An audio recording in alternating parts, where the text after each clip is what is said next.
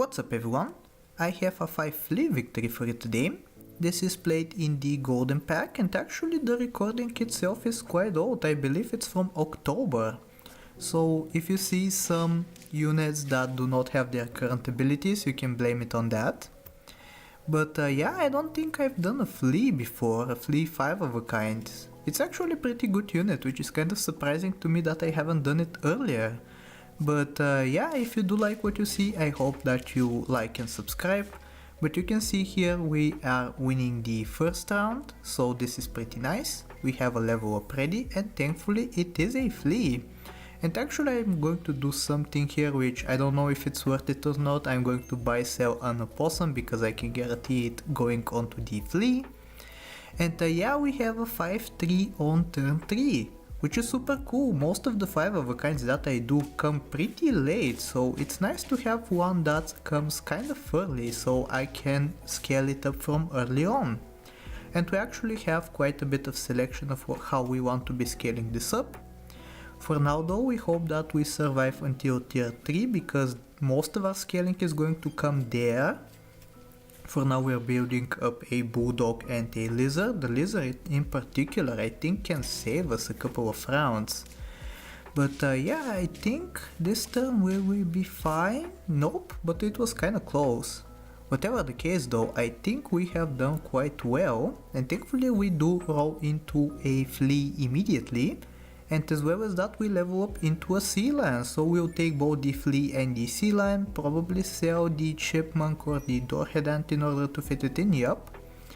And if I'm not mistaken, yup, we actually roll into a babusi at the end of the turn, so we have double scaler on turn 5 for the double Flea. That's so sweet.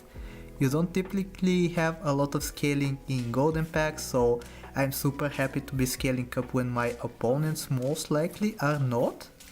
Even though you can see here it doesn't make much of a difference, we end up losing regardless, which is kind of unfortunate. But the setup that we have right now is super useful. Like, the main disadvantage with the Flea is its low starting HP, and in the mid game usually weakness is not required because it has pretty high attack. So yeah, being able to scale up like this, you can see the front line is already an 8-10 and it's carrying us. So yeah, I think we have a pretty good start. And because this is the old version of the game, the cockatoo is a viable way of scaling. So I try to level up into it here on turn 7, unfortunately we do not find it. But I think we will have some more opportunities to get it if we manage to roll into multiple sea lions. I think I'm going to sell the babusi here, yup. I'm doing that because they're not going to scale up the Flea anymore, it's going to scale up the sea lion instead, which is not really what we care about. Here hopefully we win. It's looking kinda close, but thankfully the level 2 lizard with the weakness is going to be super beneficial for us to have, and you can see we end up winning there, which is super sweet. Once again, let's try our luck leveling up, or maybe even we can preserve the level up for turn 9, because we can level up into a bird of paradise, which is also very viable. Here I think we'll be winning.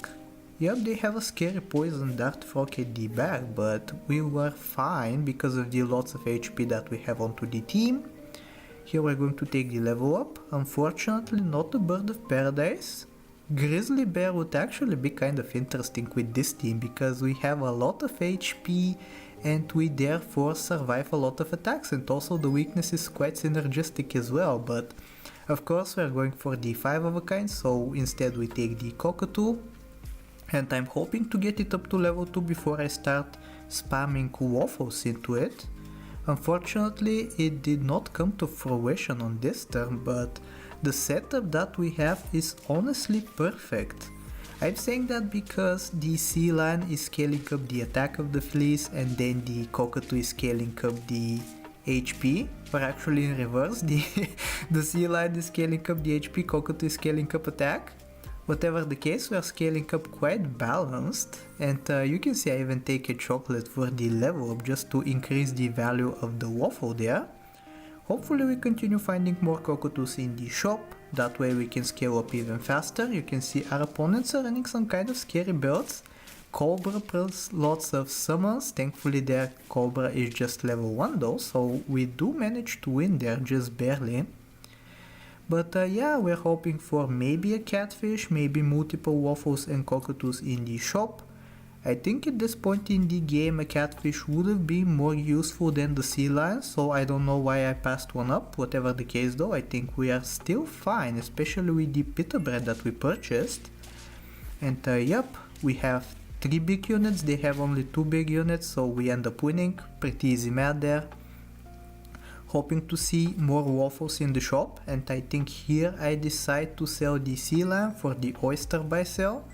Very greedy, I know, but I think it is quite likely for us to find a catfish to replace it by the end of the turn.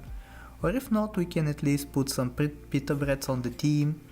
We have even another catfish or another oyster. I don't know why I'm misspeaking so much today, but you can see the setup is just perfect. Level 2 cockatoo, level 1 catfish. I don't think you want a level 2 catfish for this sort of team, because a level 2 catfish wastes 2 gold per turn, which doesn't allow you to roll into many waffles and cockatoos and the rest of the 2 fleas that we are looking for. Let's not forget that we are pretty close to the victory. We still need only 3 wins. So hopefully we find the last of the fleas that we need. Meantime, the team is going to be passively scaling, and if we can help it out with some extra waffles, it's going to be extra nice for us. Here I think we'll be fine. I think our stats are still superior on turn 13, even though they did have a warthog, so that was kind of scary. But yeah, you can see, especially with the pita bread, basically giving all of our fleas plus 15 HP. That's just perfect for us to win there. We're hoping to see the rest of the fleas. I'm greeding a lot with the double waffle purchase right there, but I think it's justified because I think I had relatively low stats. And you can see a team like this is actually pretty scary with the secretary bird and the flying fish.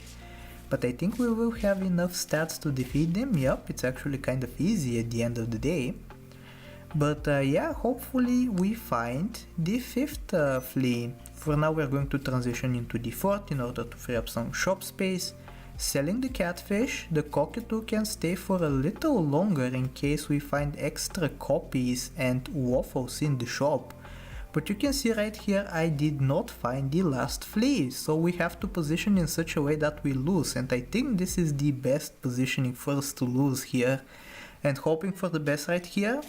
They have no equipment, which is kind of good for them because we would have removed it anyway. And we actually lose by 1 HP, which is super fortunate for us for once. We even end up rolling into another waffle.